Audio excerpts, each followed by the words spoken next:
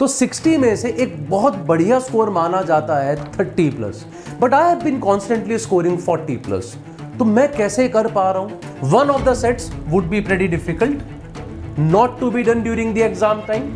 To of the sets will be moderate, और ऐसा जब अप्रोच जनरली जब किसी आदमी का रहता है ना, तो वो उसे बेटर बनाता है, बिकॉज अदरवाइज जो फियर है ना फेल्योर का, वो आपकी परफॉर्मेंस को खराब कर। किसी भी सेट का कोई भी टीटा क्वेश्चन तो छोड़ना ही नहीं है, लूज करने को कुछ है नहीं, मिल गया तो ठीक, नहीं मिला तो कोई बात नहीं, बल्ले बल्ले। Hello everyone, I am Saral Nashier with you today to talk about something that you see on the screen. Of course the CAT is very close, आ ही रहा है, 24 नवंबर का एग्जाम है। We all have this question in our mind, sir अभी भी मॉक्स में अच्छे स्कोर नहीं आ रहे, या बहुत फ्लक्चुएट कर रहे हैं, कभी एकदम से कुछ ज़्यादा स्कोर आ जाता है, कभी कम स्कोर आ जाता है। How do we deal with that? Especially these problems are there in LRDI, right? तो LRDI में ज़्यादा दिक्कतें क्यों होती हैं, उनके क्या सॉल्यूशंस हो सकते हैं, क्या कुछ कर सकते हैं, that's what I am going to talk about in this session. So I have been writing CAT all these years. Some of the scores that you see on the screen of recent CATs.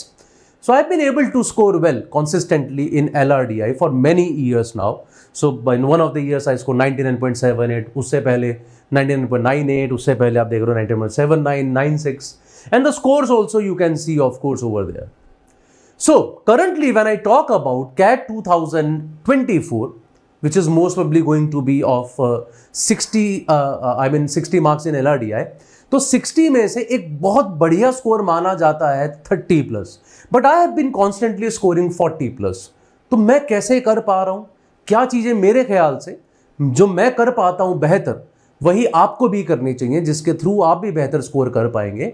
तो वो क्या चीज़ें, उन सब के बारे में discuss करूंगा मैं आज के सेशन में। हालांकि देखिए, एक चीज़ तो हमेशा रहती है, एक डिस्क्लेमर मैं यहाँ दे दूँ कि मैं जब एग्ज़ाम दे रहा होता हूँ तो मुझे एडमिशन नहीं लेना होता, तो इसलिए मेरा एक कॉन्फिडेंस थोड़ा सा अलग लेवल पे चलता है, बिकॉज आई सी कि अगर कुछ गलत हो भी जाएगा तो मेरा क्या बिगड़ रहा है। और ऐसा जब अप्रोच जनरली जब किसी आदमी का रहता है ना, तो वो उसे बेटर बनाता है, बिकॉज अदरवाइज जो फियर है ना फेल्योर का, वो आपकी परफॉर्मेंस को खराब करता है। तो कहीं ना कहीं वो कॉन्फिडेंस मेरे लिए काम कर रहा होता है कि शायद मैं भी एज ए स्टूडेंट दे रहा होता तो शायद मैं इतना अच्छा परफॉर्म ना कर पाता। ठीक है, तो एक तो वो चीज है ही है जिस पे आप काम कर सकते हैं अपार्ट फ्रॉम दैट। लेकिन वो अगर मैं ये बोलूं कि हाँ कॉन्फिडेंस लाओ, कॉन्फिडेंस के साथ काम करो, फेल्योर का डर मत रखो, लेट्स बी प्रैक्टिकल, ये होता नहीं है बहुत हद तक। ठीक है, काफी हद तक आप इन चीजों को ठीक कर सकते हैं, बट यू कांट से कि नहीं मेरे को तो किसी चीज का डर ही नहीं है एग्जाम में, ऐसा कोई इंसान नहीं होता है। तो उसके अलावा कौन सी चीजें हैं जिन पे मैं बेहतर काम कर सकता हूं, and if there is anything that I can do probably stepwise, कि चलो ठीक है यार, इन चीजों पे तो धीरे धीरे ही काम होगा, लेकिन कौन सी चीजें ऐसी हैं जो मैं ऑन पेपर अपनी इंप्रूव कर सकता हूं, I will be talking about all those things in our today's session. So let's straight away start with it without any further delay. And before I start, एक छोटी सी इंफॉर्मेशन मैं आपको देना चाह रहा हूं दैट कैट 2024 लास्ट लैप, इसके लिए एक टूल किट हम लोगों ने बनाया है. सो बेसिकली आपको पता है 2024 कैट बहुत नजदीक आ रहा था, इन बचे हुए दिनों में आपके पास प्रैक्टिस करने के लिए क्या क्या पॉसिबिलिटीज हैं. So you can take our last mile test series in which you will get 25 full length mock test, detailed test analysis only for a price of 999.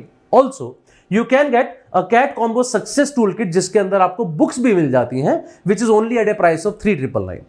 Also for CAT 24 OMATs, that is SNAP and NMAT etc. That also we started a batch. ठीक है, इस batch में you will be getting 100 plus live sessions. You will be getting unlimited access to all the batches. Apart from that, a test series, a lot more would be there. For all these things, you just have to use a code that is my name, SARAL, and by using this code, you'll be getting the maximum possible discount. ठीक है जी, आते हैं हमने आज के topic पे. सबसे पहली बात, पहला सवाल मेरा यह है कि LRDI से मैं एक्सपेक्ट क्या क्या कर सकता हूं, क्या हो सकता है एग्जाम के दौरान. तो मैं अपने एक्सपीरियंस से आपको बता रहा हूं, इतने ईयर्स के दौरान जो मैंने देखा है वो क्या है. तो अगर मैं बात कर रहा हूं कि 4 सेट्स LRDI के आ रहे हैं 5-5 क्वेश्चंस के, what are the possible scenarios according to the difficulty level. In my opinion there are 70 to 80% chance, approximately 70-80% chance कि आपको ये वाला फॉर्मेट देखने को मिलेगा. One of the sets would be pretty difficult, not to be done during the exam time. 2 of the sets will be moderate, ठीक है, किसी को वो थोड़े से मुश्किल लग सकते हैं, किसी को थोड़े आसान भी लग सकते हैं, लेकिन जनरली 2 सेट मॉडरेट होते हैं जिनको करने में थोड़ा टाइम लगता है। एक सेट आपके पास इजी आएगा ही आएगा, ये मेरा अंदाजा है। 70 से 80% चांस इसी चीज का रहता है। पिछले 20 साल 22 साल जब भी मैंने कैट लिखा है उस सभी में मैंने यही पाया है। ठीक है, एक्सेप्शंस आर ऑलवेज देयर, 22 में से कभी एक बार ऐसा हो गया होगा, कुछ और आ गया हो, अदरवाइज ज्यादातर यही चीजें रहती है। देयर आर गुड 10-15% चांसेस कि आपके पास ये भी पॉसिबल है that you find know difficult set in LRDI, 3 moderate sets और एक easy set. Yes, that's pretty much possible. और ऐसा नहीं अभी तक ये हुआ नहीं है, लेकिन आप ज्यादातर देखोगे, ज्यादातर स्लॉट्स अगर आप देखोगे तो उसके अंदर आपको एक सेट हमेशा देखने को मिलेगा कि यार ये सेट तो नहीं ही करने वाला था, ये तो नहीं ही हो रहा था हर स्लॉट में। तो लास्ट ईयर में देखता हूं, लास्ट वाले स्लॉट में एक AC वाला सेट था, लोग कहते हैं डिफिकल्ट था। उससे पहले एक वीजा प्रोसेसिंग वाला सेट है, लोग कहते हैं डिफिकल्ट है। उससे पहले एक राइड्स वाला सेट था, लोग बोलते हैं डिफिकल्ट है। 2022 में चले जाओगे तो फिर आपको ऐसे सेट्स मिल जाएंगे। तो हर एक में जनरली एक डिफिकल्ट मिल ही जाता है, लेकिन कभी कभार आपको एक डिफिकल्ट की बजाय 3 मॉडरेट और एक इजी सेट मिलेगा। Of course in such cases the cut offs would go slightly higher, हल्की बढ़ जानी चाहिए भाई। अगर ये बात तो पक्की है ना, अगर कोई चीज सबके साथ हो रही है तो वो कट ऑफ को थोड़ा हाई ले जाएगी, अगर पेपर आसान है तो। Now you might have a question, लेकिन सर अगर मेरे साथ ऐसा हो जाए और दूसरे स्लॉट में ऐसा हो जाए, मेरे ख्याल से सब लोगों ने नॉर्मलाइजेशन के बारे में सुना है। In that case a normalisation would be done, आपका score according to your slot is calculated. आपके स्लॉट में बाकी लोगों ने कैसा स्कोर किया है, आपका स्कोर उसके हिसाब से आएगा। You don't have to worry about that. Third thing, very rarely even that is possible, in 10 to 15% cases again this is possible that you might get something like एक difficult, एक moderate और 2 easy। एक difficult, एक moderate और 2 easy। मैं फिर से repeat कर दूं, मेरे ख्याल से इन जितने भी ईयर्स मैंने एग्जाम दिया है, I have not found any single CAT in which मेरे पास डिफिकल्ट सेट 2 आ गए हो। नहीं, कभी नहीं हुआ। इतना हो सकता है एक डिफिकल्ट 2 मॉडरेट आ गए जो ज्यादातर चलता है, 3 मॉडरेट एक इजी की डिफिकल्ट आया ही ना हो, यह भी हो सकता है, या एक डिफिकल्ट एक moderate 2 easy. Of course in that case cut off would again go further higher, और ऊपर चली जाएगी अगर आपके पास 2 इजी सेट आते हैं तो। ज्यादा चांस आपके पास इसी बात की है कि आपको जो स्ट्रक्चर देखने को मिलेगा वो इस तरह का मिलेगा। So in my opinion I would say आप अपनी प्रिपरेशन, अपनी स्ट्रेटजी जनरली इसके अकॉर्डिंग बनाओ। वो मैं इसलिए भी कह रहा हूं, the other 2 cases are slightly inferior to it, inferior in the terms of difficulty, कि अगर उनमें से कुछ हुआ ना तो ऑटोमेटिकली आप उनसे डील करके आपका स्कोर बढ़ ही जाएगा। मेरे कहने का मतलब ये वो केस है जो सबसे टफ केस है, कि एक डिफिकल्ट है 2 मॉडरेट है, आसान वाला ढूंढना मुश्किल हो रहा है। लेकिन अगर मान लीजिए वो वाले केसेस होते हैं तो या तो आपको इजी ज्यादा मिलेंगे, ज्यादा जल्दी ढूंढ लेंगे, या फिर डिफिकल्ट कोई मिलेगा ही नहीं तो वो मॉडरेट जो होंगे वो भी डूएबल होंगे। तो ऐसे केस में आपके पास ये वाली सिचुएशन से तो बेहतर ही होगा। तो अगर वो सिचुएशन आएंगी, अपने आप ही आपका स्कोर इंप्रूव कर जाएगा। You be prepared for this situation, that's my advice on this. सवाल ये इसके लिए प्रिपेयर्ड रहना कैसे, क्या करना है, I will be talking about that as well. उसके लिए मैं आपको सबसे पहले कुछ टिप्स देता हूं, फिर मैं टाइम लाइन बना के बात करता हूं 40 मिनट को हमें कैसे डिवाइड करना चाहिए, कहां पे किस तरीके से काम करना चाहिए। I will be talking about that as well now, right. सबसे पहले some of the important tips. Look for DI and the known types. I have always been doing this. That has been my मूल मंत्र of scoring well in LRDI always. मैं सबसे पहले जाके अपने exam के अंदर DI ढूंढता हूं, क्या कहीं DI है, ये मेरा पहला काम होता है। सारा एक बार रुके, आप लोगों को पता होगा, मुझे नहीं पता आप अभी तक आपने कभी यूज किया है कि नहीं। कैट एग्जाम में you have an option of watching the complete question paper at once, जिसको ज्यादातर लोग यूज नहीं करते। आप पूरा क्वेश्चन पेपर से मेरा मतलब है एक पर्टिकुलर सेक्शन का। तो जब आप LRDI सेक्शन की बात कर रहे हो, मेरा काम सबसे पहले क्या होता है, जैसे ही टाइम शुरू हुआ मैं क्वेश्चन पेपर पे क्लिक करता हूं, वो मुझे काइंड ऑफ एक PDF बना के दे देता है पूरे 20 क्वेश्चंस की, और मैं उन पे नजर डाल के एक बार ये सारे चेक करता हूं कि भैया कहां क्या पर मुझे दिख रहा है, क्या कहीं DI है। जैसे DI आता है मैं उस पर चिपक जाता हूं, because that has been my experience that in all these years the easiest set has been from DI। DI जब भी आया आसान आया, ठीक है। तो मैं, या फिर आप ऐसा कह सकते हैं शायद मेरा कंफर्ट एरिया DI है इसलिए मुझे वो ज्यादा आसान लगता है, ये भी हो सकता है, लेकिन ज्यादातर मेरा अंदाजा है कि DI सबसे आसान है। तो मैं पहले DI ढूंढता हूं। DI अगर ना मिले तो उन्हीं चारों सेट्स को मैं सरसरी निगाह से पढ़ के मैं ये देखना चाहता हूं क्या कोई ऐसी टाइप है जिसे मैं जानता हूं, कोई सेट थ्योरी नजर आ जाए, मैं कंफर्टेबल हूं सेट थ्योरी में, मैं उसको उठा लूंगा। सेट थ्योरी है, मुझे पता है क्या करना है। कोई सेट मुझे नजर आ जाए, मान लीजिए गेम्स एंड टूर्नामेंट्स का, मैं कंफर्टेबल हूं उसमें, मैं उठा लेता हूं। कोई मुझे रीजनिंग बेस्ड DI टाइप नजर आए, मैं उठा लेता हूं। मैथमेटिकल रीजनिंग नजर आए, मैं उठा लेता हूं। लेकिन कोई ऐसी टाइप है जो मैंने पहले सुनी ही नहीं, I would avoid initially probably, ठीक है। या कोई ऐसी टाइप जिसमें मैं कंफर्टेबल नहीं हूं, सर्कुलर अरेंजमेंट मुझे बहुत ज्यादा पसंद नहीं है, शायद मैं उसको स्किप कर दूंगा शुरू में अगर आ गया होगा तो। या फिर कोई और अलग तरह की टाइप, जैसे मान लीजिए आपके पास कोई रैंकिंग बेस्ड क्वेश्चन आ गया, शायद मैं कंफर्टेबल नहीं हूं तो मैं छोड़ दूंगा उसको। So that's how I decide कि मुझे जो चीजें पसंद है क्या वो उसके अंदर है। I try to figure out those first of all, ये मेरा पहला काम होता है। दूसरा, the second point is easy sets are generally not first. ये भी मैं तजुर्बे से आपको कह रहा हूं, शायद कैट अथॉरिटीज ये सोचती हैं इसके बारे में कि ये नहीं करना है। हालांकि please take this statement with the pinch of salt, it's not necessarily true always. जरूरी नहीं है कि ऐसा नहीं ही होगा, बट मैंने ज्यादातर एक्सपीरियंस ये किया कि अगर मैं 10 बार कैट देता हूं उसमें से 8 से 9 बार पहला सेट तो इजीएस्ट नहीं होता। इजी सेट शायद कहीं दूसरा, तीसरा और बहुत बार चौथा भी होता है।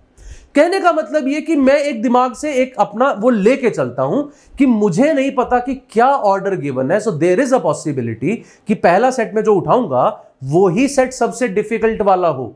यह भी पॉसिबिलिटी है कि वो ही मॉडरेट सेट, और वैसे भी जब 4 में से एक इजी है तो पहला सेट वो इजी होने के चांसेस वैसे भी 25% हो जाते हैं। भाई चारों में कहीं भी इजी हो सकता है, तो 25% चांसेस आर देयर कि वो पहले नंबर पे आए।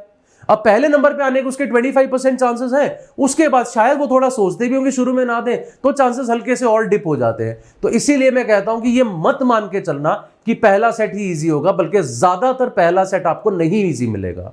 Even if I go by a random sample, randomly अगर मैं अलॉट कर दूं बिना कुछ सोचे समझे, तो भी 75% चांसेस है कि आपका पहला सेट आसान नहीं आने वाला है, गोइंग बाय प्रोबेबिलिटी, राइट।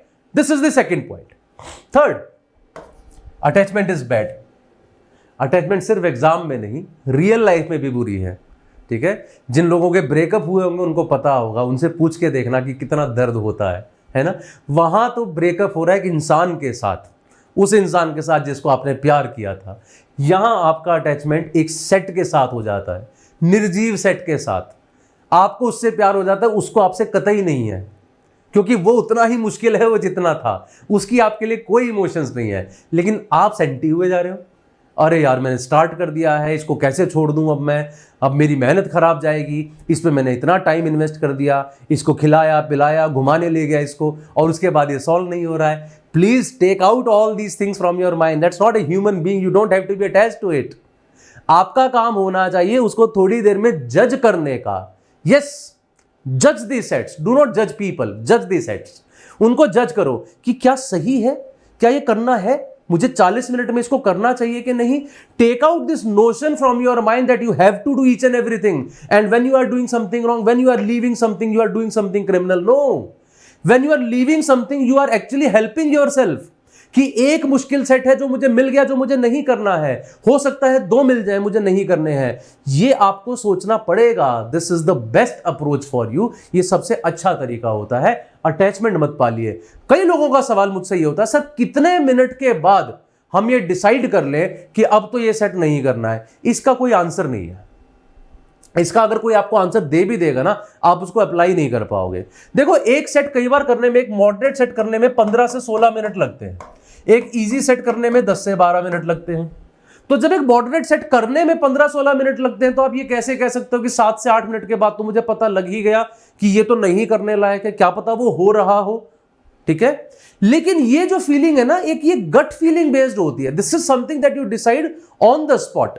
जब आप सेट को कर रहे हैं 7 मिनट के बाद या 5 मिनट के बाद, if you feel that you are going in the right direction, आपको अगर चेन जुड़ती हुई दिखती है, आपको लगता है कुछ चीजें सही फिट बैठ रही है, गो अहेड विद इट, उसको और आगे तक ले जाओ, शायद 10 मिनट तक ले जाओ।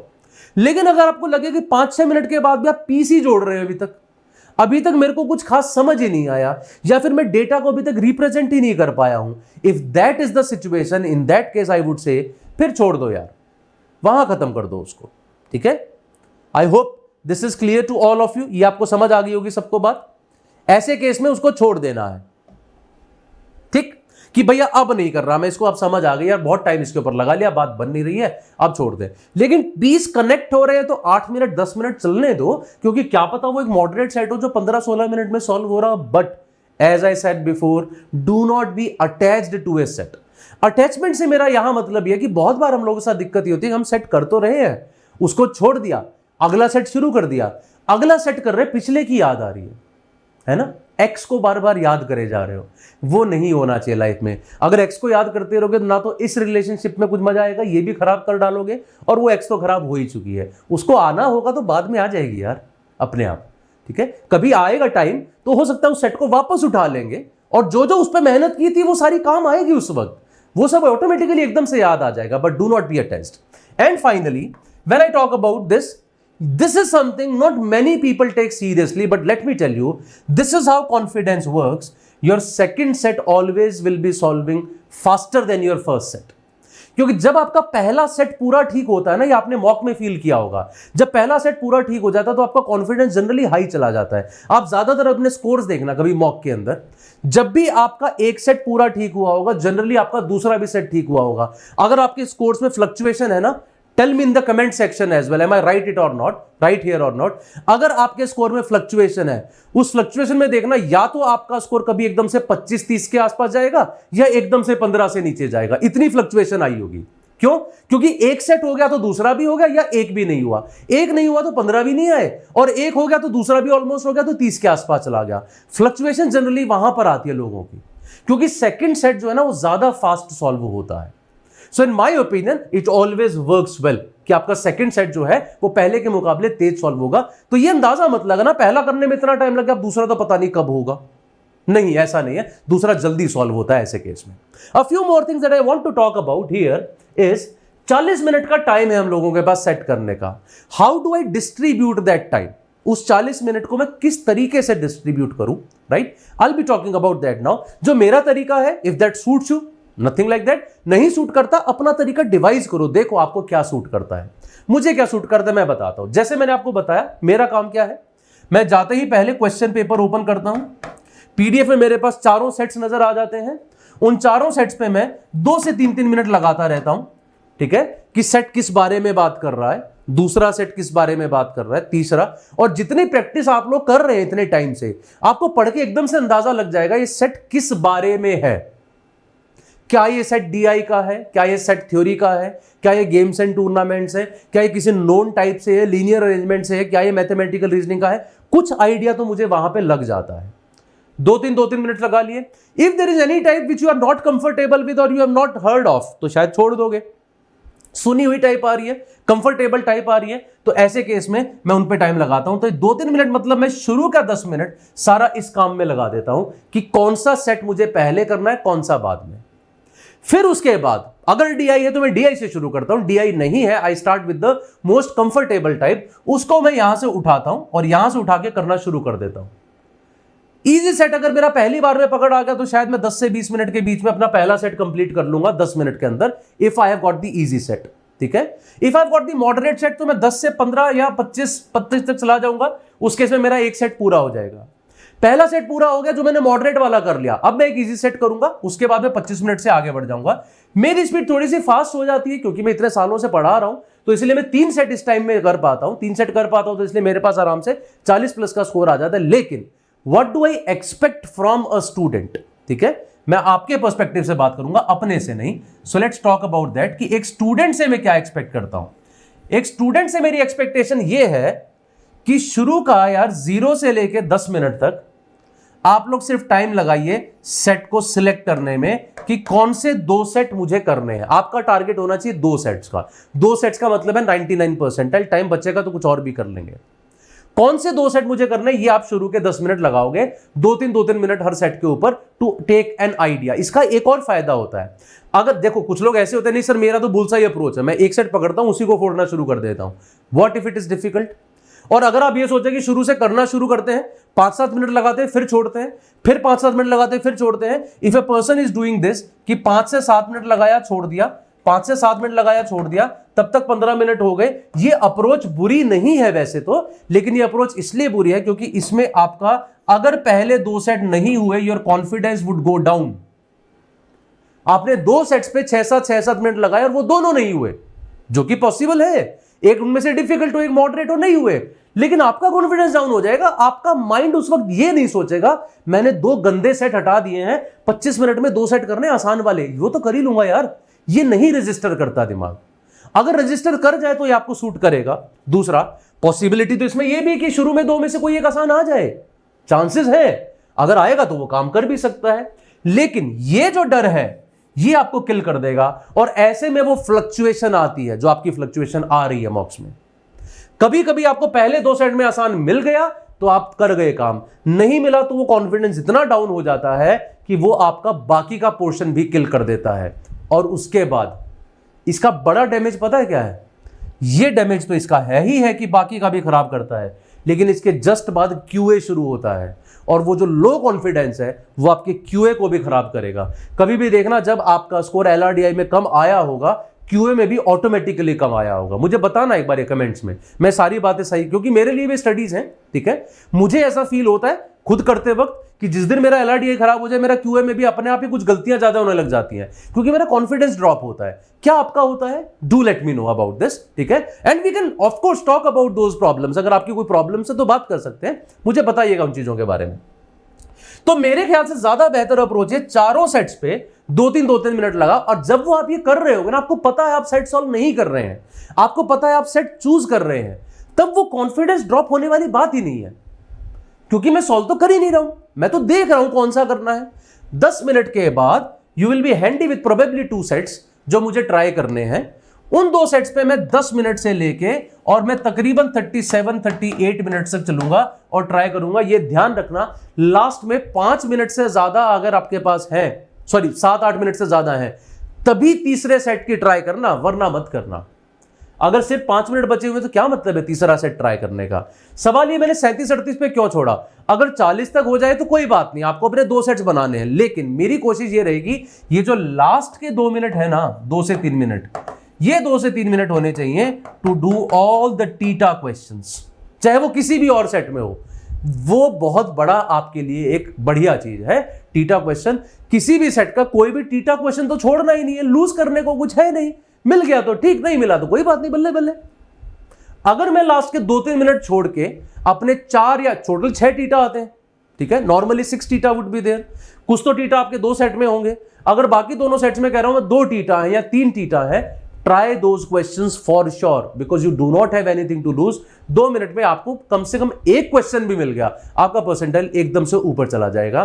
सो in my opinion this approach will work for most of you, whereas this approach might bring down your confidence.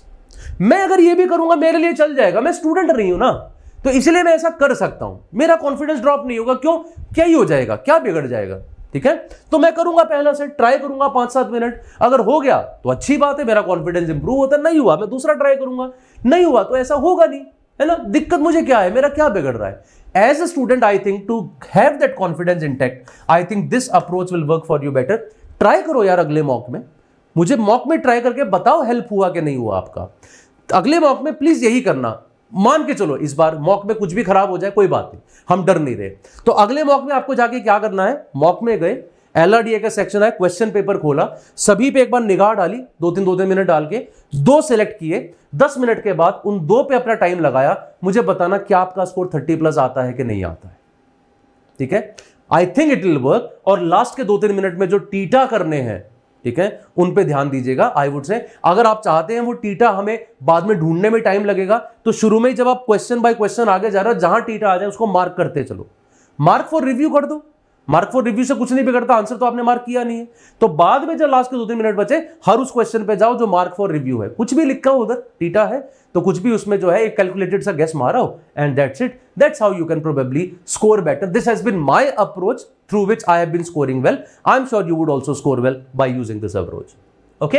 And that was the last thing I wanted to tell about. Now, something about Unacademy next scholarship test, UCST, that you are having on October 20, 12:30 PM, 5 PM. मैंने पहले भी कई बार कहा है, must write these exam, free होते हैं, बहुत सारे स्टूडेंट्स इसमें आपके कॉम्पीट करते हैं, तो you get a good standing as well, आपको पता लगता है आप कहां लाई करते हैं, plus you can also win smartphone, smart watches, bluetooth headphones, rather top 10 के लिए तो गारंटीड प्राइजेस है, so must write this UCST exam.